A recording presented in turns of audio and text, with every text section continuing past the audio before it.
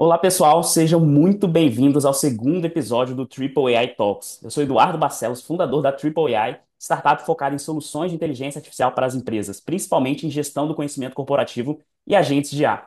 E hoje nós vamos explorar um tema fundamental para qualquer empresa que deseja implementar a IA de forma eficaz: a importância do alinhamento entre estratégia, cultura e pessoas para poder gerar um ROI real.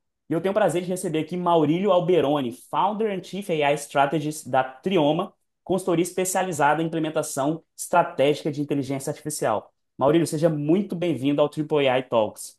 Obrigado, Eduardo. É um prazer estar aqui falando com você, falando com todos que vão nos assistir. Acho que é uma grande oportunidade a gente conversar um pouco sobre IA de forma estratégica e sair um pouco do hype só das aplicações. Muito legal.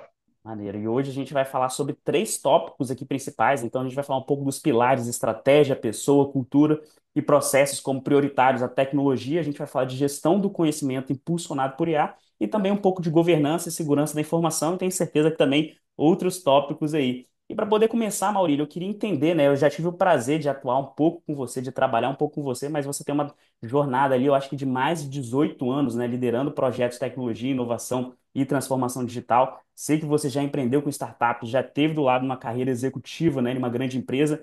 E conta um pouco, né, como que você chegou até aqui com a Trioma, né? Seria inevitável não estar hoje atuando com IA nesse momento? Ótimo ponto. De forma muito breve, eu comecei minha jornada como empreendedor na área de produto, na área de tecnologia, trabalhando com TV digital, desenvolvendo tecnologia para emissoras de TV.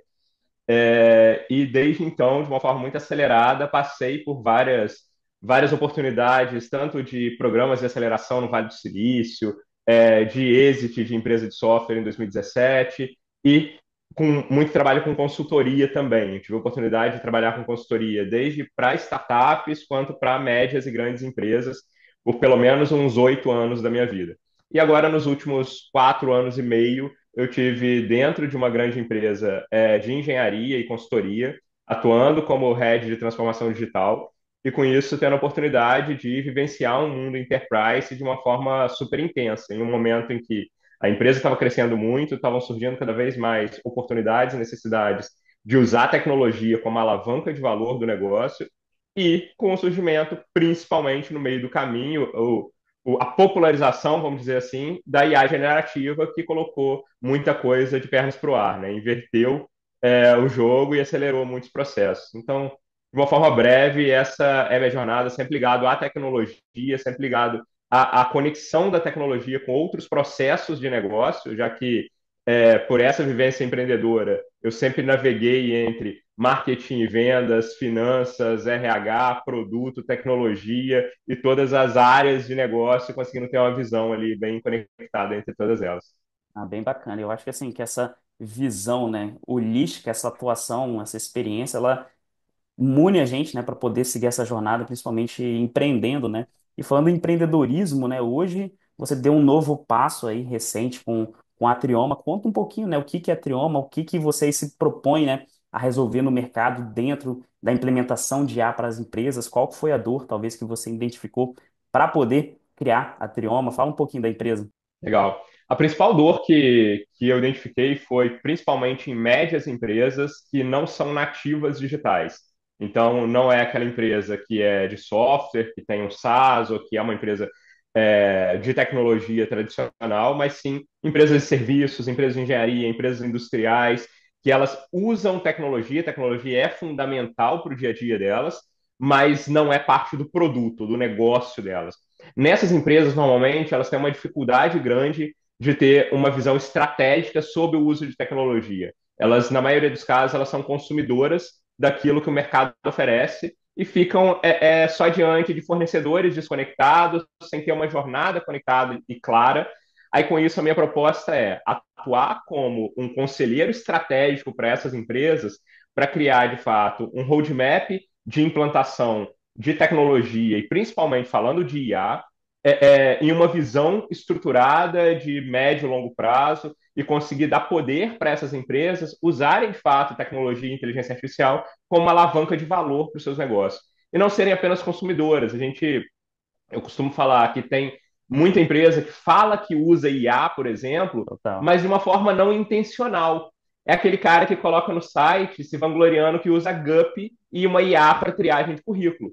Quantos clientes tem a GUP? Todos os concorrentes dele estão usando a GUP. Então não é intencional isso. Você está usando o que o mercado está te oferecendo e não está gerando diferencial competitivo nenhum e nem vai gerar. Você usar é a mesma coisa que você se vangloriar que tem luz elétrica no seu escritório. É o mínimo para sobreviver. Então, se você usa, ao invés de você estar usando as melhores ferramentas, você está usando aquelas ultrapassadas, aí você já começa sem infraestrutura mínima. Se você está usando o lampião ao invés da luz elétrica no seu escritório, você já começou atrás. Então, se você está usando ferramentas que não estão se atualizando, você já está atrás.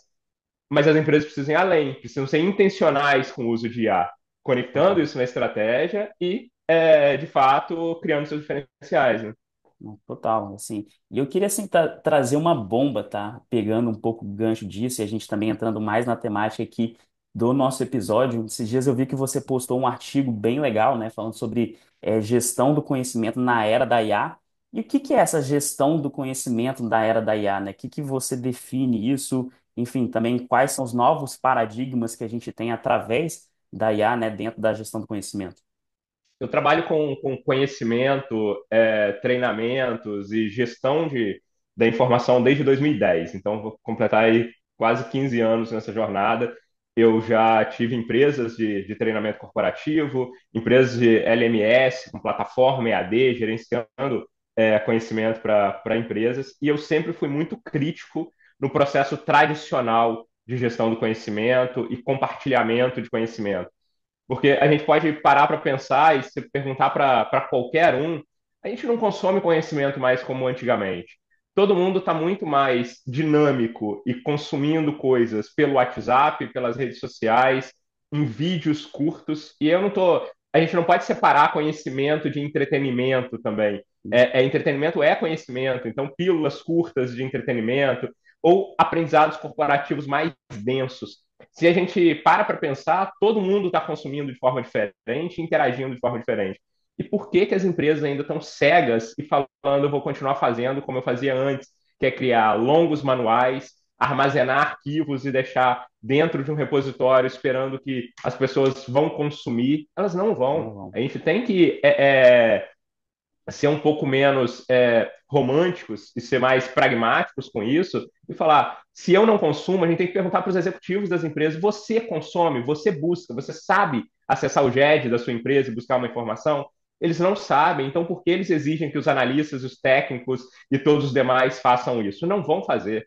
Então a gente precisa, de fato, criar interfaces conversacionais, criar conteúdos mais dinâmicos, criar formas de acessar o conteúdo no momento em que a pessoa precisa, da forma como ela gosta de acessar, de forma mais simples, tal. Então tem que ser sempre no momento certo, no formato certo, com contexto e de forma que vai realmente agregar para aquele processo, para aquela área, para aquele negócio que a empresa está trabalhando. E não esperar que ela vai ler o manual de 200 páginas para buscar uma informação pontual que ela precisa. Legal. E hoje, assim, dentro de gestão do conhecimento interno, eu acho que você teve uma experiência bem bacana, né, na posição de líder dentro da sua última experiência corporativa, né, que você teve esse trabalho de implementação de um software de gestão do conhecimento interno. E aí, quais foram esses aprendizados que você teve durante essa implementação, né, trazendo isso na prática, né? Então, aqui a gente está quase Uhum. skin the game, né? É walk the talk que a gente fala, né? Você, enfim, está falando de Perfeito. gestão do conhecimento, mas você trouxe isso para dentro de uma grande corporação. O que que você teve ali de insights, de lições, de aprendizado? Perfeito. Uma das coisas que a gente tem que ter em mente é que no começo de tudo a gente não pode negligenciar a qualidade dos dados. A gente precisa ter dados de qualidade atualizados, seguros, para que isso seja acessado pela interface que for. Não adianta eu ter um repositório de 20, 30, 40 anos com informações atualizadas, não catalogadas e sem a tecnologia ter capacidade de avaliar o que é prioritário ali dentro para ser buscado. Então, precisa fazer um trabalho de saneamento de dados, de qualidade desses dados, para que a tecnologia trabalhe a nosso favor. A gente consegue usar a IA, por exemplo, para nos apoiar nesse processo, para encontrar. A gente não precisa fazer também essa organização dos dados, das informações de uma forma geral, seja no formato que ela tiver, seja estruturado, seja desestruturado, só com um trabalho humano. A gente usa IA e usa ferramentas para fazer essa catalogação também, para achar as divergências entre os arquivos, achar divergência entre os dados e nos ajudar a fazer essa curadoria e fazer esse reforço do que está atualizado ou não. Dito isso, eu tendo dados de sistemas, dados estruturados, dados de arquivos, Words, Excels, PDFs e tudo mais, de forma também minimamente padronizada. E tão importante quanto isso, a gente mapear os fluxos de informação. Porque mais importante, ou tão importante quanto, não dá para dizer mais importante, mas tão importante quanto, a gente pegar o histórico passado, a gente tem que conseguir fazer uma gestão do conhecimento que seja fluida, Uhum. conversacional. Igual o que a gente está fazendo aqui, através do Zoom, uma gravação, isso poderia estar sendo transcrito e sendo automaticamente armazenado na plataforma de gestão do conhecimento da empresa. Então, pensa nisso em processos comerciais. Se todas as reuniões de vendas fossem transcritas e documentadas, isso é gestão do conhecimento. Na hora que eu quero recuperar o que o cliente falou na solicitação tal comigo em uma determinada reunião. Será que a proposta comercial que eu fiz estava alinhada ou não estava com aquilo? Será por que eu perdi aquela proposta? Será que eu apresentei algo que não tinha coerência? Isso é gestão do conhecimento fluida no dia a dia. Então, a gente tem no mínimo que olhar para esses três pilares: os dados passados, armazenados, o fluxo que acontece dentro de sistemas e sistemas que se comunicam entre si, ERP, CRM e tudo mais, e o fluxo também de uso do dia a dia, seja no Teams, seja no Zoom, seja no Slack, seja na ferramenta que a gente está fazendo call, reuniões e tudo mais, seja no chat que a gente está interagindo no dia a dia. Então, tornar isso fluido para que isso seja armazenado de forma dinâmica e não dependa de ter catalogadores dentro da empresa para fazer essa gestão do conhecimento. Então, esse é um dos grandes aprendizados da estruturação.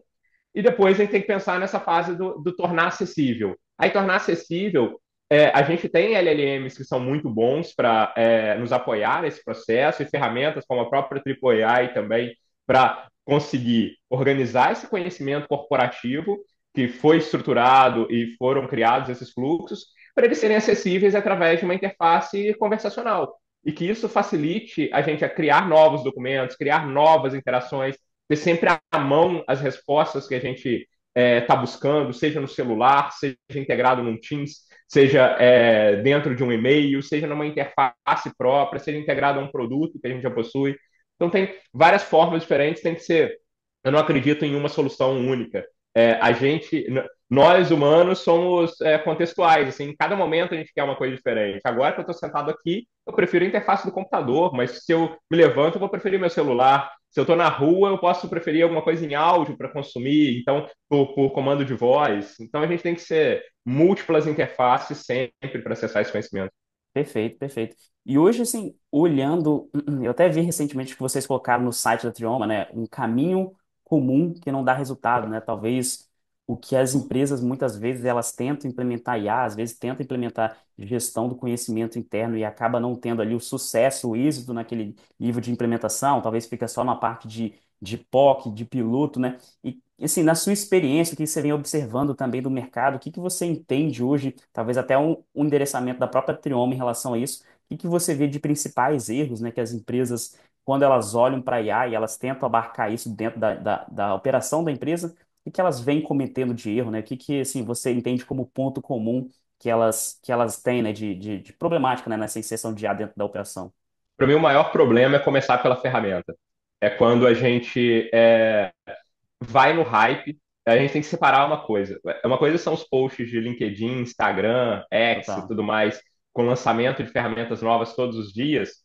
E a gente, na pessoa física, ficar curioso para, deixa eu testar isso daqui, deixa eu fazer uma imagem nova no estilo Ghibli, vou fazer isso ou aquilo. Isso é na pessoa física, e a gente tem que ter a consciência até que muitas vezes a gente está perdendo nosso tempo fazendo esses testes, fazendo essas brincadeiras, mas vamos pensar num nível corporativo. As empresas não devem, de forma estruturada, ficarem testando ferramentas a todo momento sem saber o porquê.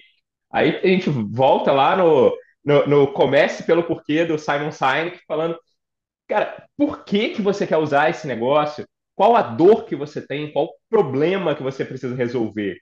Então, primeiro, a gente precisa começar na estratégia do negócio. Eu costumo dizer que eu vejo muitas empresas falando: vamos construir uma estratégia de IA, uma estratégia de transformação digital. Ok, mas vamos pensar bem. No final, existe a estratégia do negócio. e IA e transformação digital são alavancas dessa estratégia do negócio. A estratégia de IA não pode ser usar IA simplesmente, não pode ser eu começar a ter uma stack de ferramentas e criar, deixar as áreas pressionadas por você precisa aplicar IA no seu processo, você precisa aplicar IA no seu processo. Para quê? Qual o nosso objetivo? É aumentar a eficiência? É alavancar novos negócios, novos produtos, é melhorar meu processo comercial, melhorar a interface com o meu cliente. Senão, no final, a gente está criando chatbots de atendimento que vão piorar a experiência do cliente, que você não tá orientado àquilo que é a expectativa do cliente para esse atendimento. Você vai estar usando ferramentas de uma forma desestruturada que vai estar só aumentando o custo para as empresas. Hoje, eu numa posição em que eu preciso testar, que é diferente da corporação, eu sou um consultor especializado, então eu preciso testar ferramentas a todo momento. Eu preciso ter repertório para conversar com meus clientes. Eu invisto uma grana com Uhum. assinaturas, acredito que você Eu também, também. testando muita coisa. E, cara, pensa isso no nível corporativo. Se as empresas quiserem usar tudo, todas as opções, tem uma engenharia financeira que precisa ser feita para escolher as ferramentas certas para cada processo, para cada time. Então a gente precisa conectar a estratégia do negócio, o que, é que eu estou buscando. Depois eu preciso entender minhas capacidades de pessoas, eu preciso entender o que, que as pessoas buscam. Outra coisa é, muitas vezes as pessoas estão sendo pressionadas pelas empresas sem estratégia, aí as pessoas vão atrás de ferramentas que não estão preparadas para o nível corporativo, são ferramentas para a Total. pessoa física. Vou trazer um exemplo prático que eu acompanhei em um cliente no passado. A empresa estava demorando para se posicionar e para implantar algumas ferramentas corporativas e aconteceu de o pessoal da área financeira começar a usar o chat PDF numa versão gratuita, Nossa. subindo documentos estratégicos da empresa para fazer análise, para fazer comparativos, e os documentos ficavam públicos, totalmente públicos. E as pessoas sem maldade, onde, se na pior das hipóteses, uma licença de 20, US$ 30 garantiria pelo menos uma conta privada e que eles iam compartilhar ali dentro e tal, mesmo que não tivesse uma estratégia corporativa, mas estava no plano público. E naquela, a empresa não implantou nenhuma ferramenta e a gente está sendo pressionado para usar IA e tal, a gente está usando aqui. Então, tem coisas que a gente precisa entender como que as pessoas se conectam, como que elas estão preparadas, se elas têm literacia para o uso de IA, se elas sabem o porquê. Nem tudo se resolve com IA generativa. Tem coisas que se resolvem com uma simples automação de processos. Tem coisas que se resolvem com um simples sistema de gestão. Então, não é IA generativa ou outras IAs também, não são soluções para tudo. A gente precisa entender, conectar e ensinar as pessoas a fazerem uma análise crítica.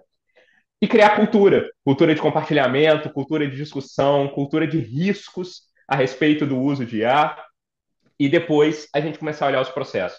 E olhar quais processos têm maior oportunidade. Outro exemplo também, vivi na prática, e eu acho que é importante a gente compartilhar, tem que dar ROI à implantação de IA. Total.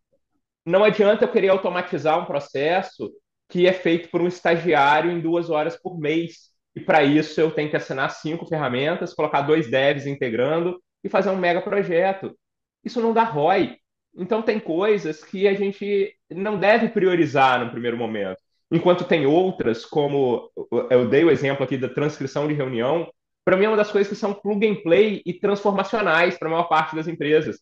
É algo que você precisa fazer a engenharia financeira também, que nem sempre paga a conta você assinar para todo mundo, mas ter assinaturas para pessoas estratégicas que precisam utilizar, mas é algo plug and play que as empresas já conseguem ter em discussões estratégicas, comerciais, de projetos e tudo mais, reuniões bem documentadas. Eu faço isso no dia a dia da Trioma. E isso é ótimo para eu conseguir validar. Ontem eu estava elaborando uma proposta comercial, vou trazer exemplo prático.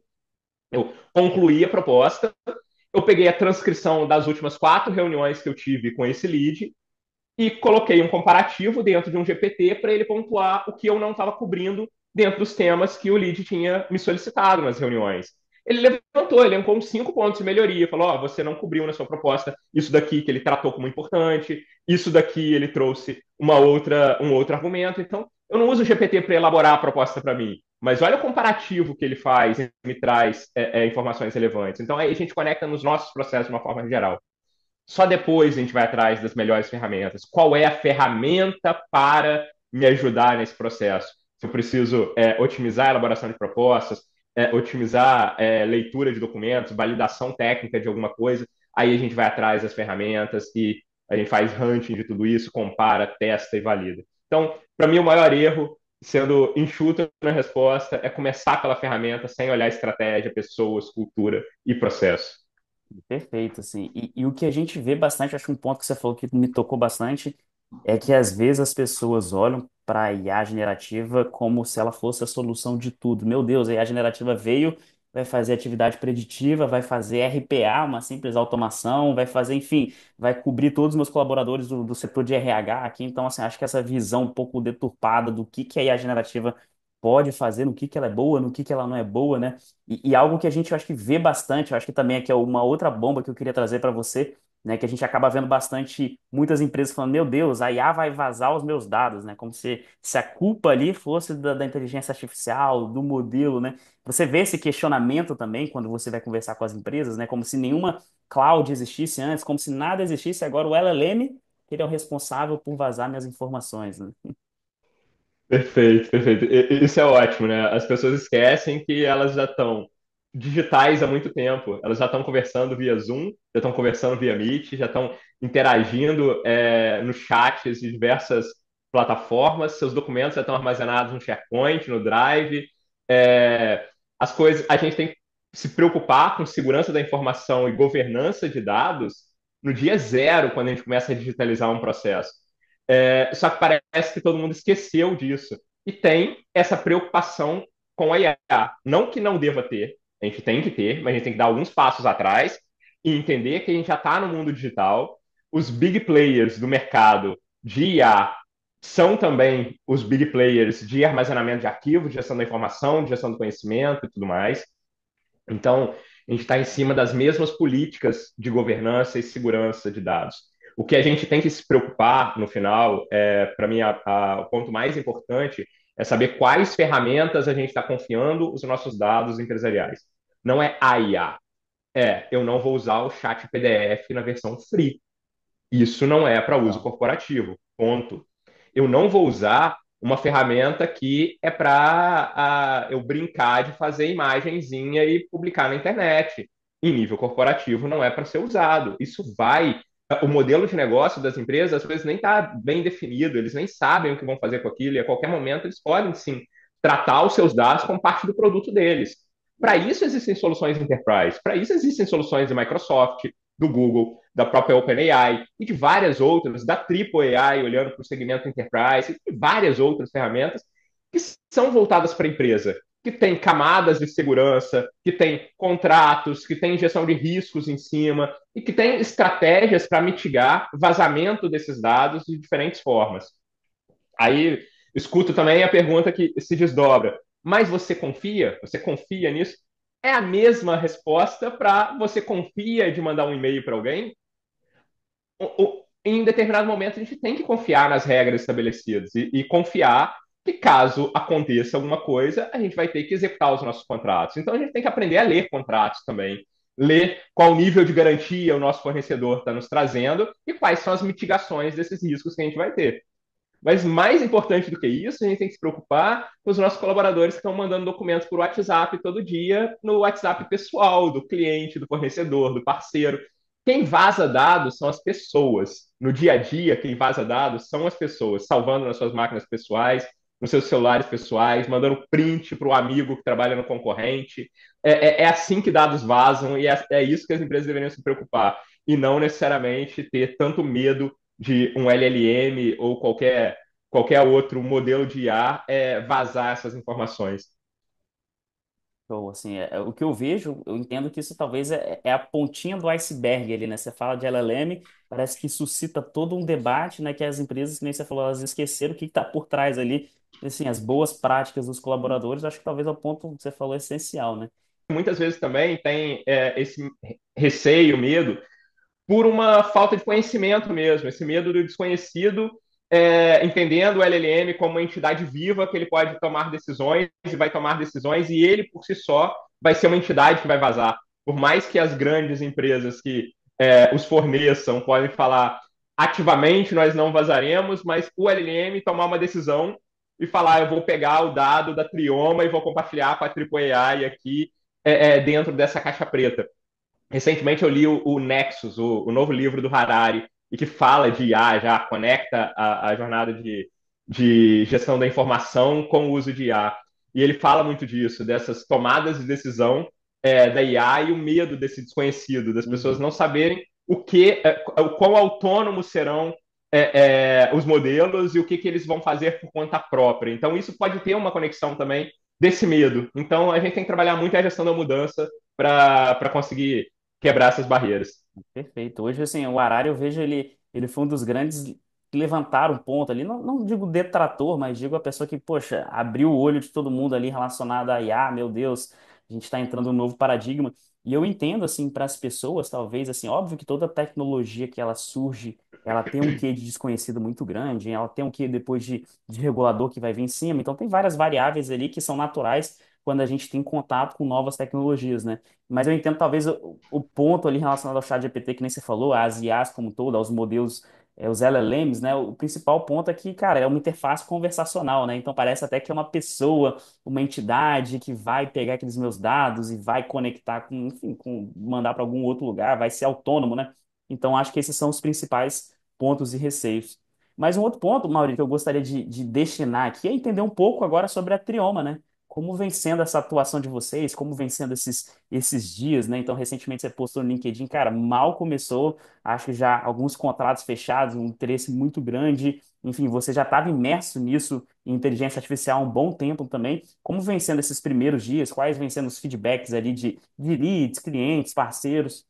Perfeito. Eu acho que o principal tema que tem sido discutido e abordado com esses leads e clientes que eu já estou atendendo estão muito relacionados ao nosso papo aqui de hoje, essa preocupação de quando sair do hype e ir para a estratégia. Eu vejo que tem alguns que já estão conscientes disso, mas não é a grande média. A grande média que é isolar uma ideia, eu vi que meu concorrente está usando a ferramenta tal e eu quero implantar ela também. Isso é muito preocupante. Então, eu tenho provocado muito a gente dar alguns passos atrás e construir essa conexão com a estratégia. Essa maturidade de entender que a estratégia de IA é uma alavanca da estratégia do negócio é algo que eu estou em constante desconstrução com os executivos, com os líderes que eu tenho conversado, negociado e tratado nessas últimas semanas.